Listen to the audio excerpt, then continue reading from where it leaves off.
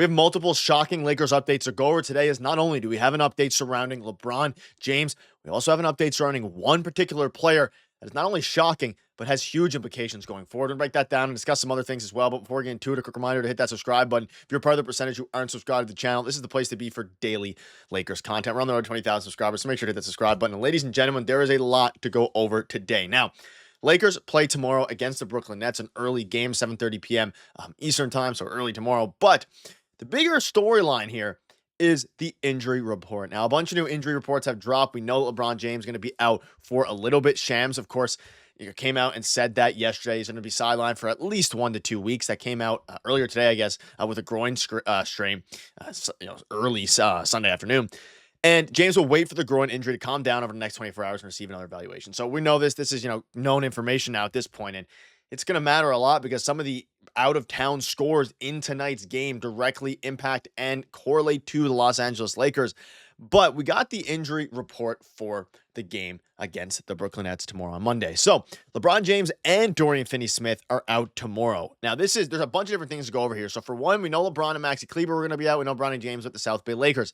Hachimura as well is out for a little bit. We'll have some more updates on that. But Dorian Finney-Smith is out with left ankle soreness. Now, this kind of came out of nowhere because not only are you missing LeBron James, you're now missing Dorian Finney-Smith, who is he's one of the most important players on this team right now, especially at a time and at a juncture where the team isn't really healthy at all. And especially defensively, it is going to be interesting. Now, you can see Luka Doncic, he is questionable. He's not probable. Now, he's been dealing with the knee contusion for the past few games and has been probable, but now he's also questionable, and Jackson Hayes is questionable as well. So there's a lot to go over here, but at the end of the day, you're in for a very scary next few games because there's a world tomorrow when none of these players play, Luka or Jackson Hayes. Now, I would assume Luka Doncic is going to play it, like I covered in my video earlier today, or Sunday afternoon.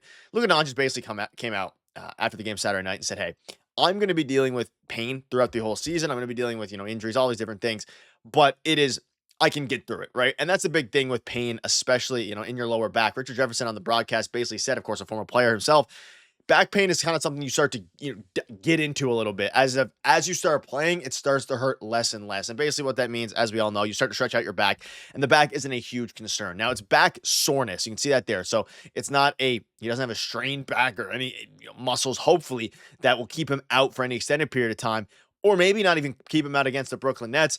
But for a very brief period of time there was a lot of concern about all these guys. Now, as it pertains to, Luka playing against the Nets, unless he is really hurt. Now, there is a half of the fan base kind of saying just rest them all, let them kind of figure it out. You don't really have a lot of wiggle room here. Like, you really don't. So with LeBron James being out, Rui being out, Dorian Finney-Smith being out, you're going to have to assume, now they started Vando against the Boston Celtics. They ran the small ball lineup.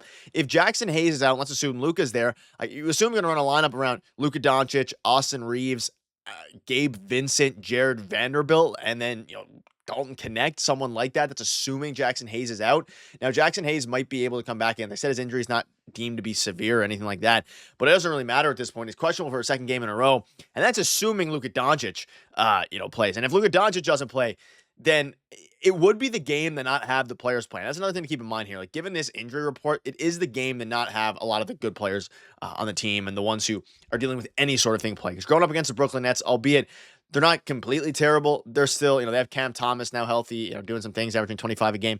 You need to be able to go out there and actually play. You should be able to beat the Nets regardless. However, that'd be asking a lot of Austin Reaves if you don't have 4 out of your 5 starters, right? And really, you have Vando in there. We might see some Austin Reaves, Jordan Goodwin, Vando connect with some small ball. Trey Jemison starting at the 5, getting some Alex Len minutes. So it's going to be an interesting game tomorrow. We're going to keep you up to date as new reports drop. I'm sure we'll get some more info as it pertains to Jackson Hayes and Luka Doncic tomorrow afternoon. So we're going to keep you up to date with that. So make sure to hit that subscribe button. Let's move on a little bit now. There's a few other things. Now, the out-of-town scoreboard was favorable. There was an afternoon game on Sunday last night.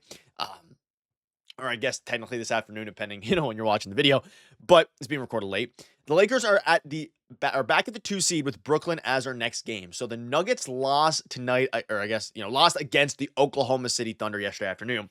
This is pretty big information because this afternoon, but not only are the Nuggets now behind the Lakers, they have another loss against, barely behind them, but it gives the Lakers a little bit of wiggle room. Now, there is a kind of side, you look at the standings, and again, these are now outdated, but it's at the point now where are you still going to, if you're the Lakers, be pursuing that 2 seed? Because if so, you might be a little less likely to rest guys when needed.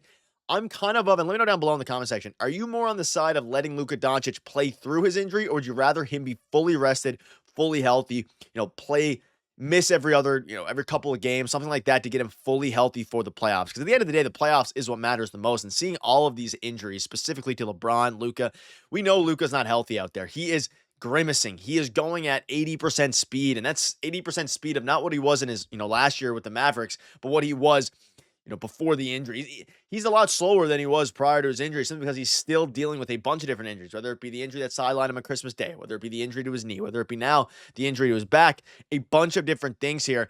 And because the Nuggets lost to the Thunder, the Lakers are now back at the 2nd seed in the West, which I hear some fans talking about, don't even, tank the 2nd seed. It's not a huge deal. Obviously, try to win your games, but you're obviously not going to be able to win every game, especially when this many starters are hurt.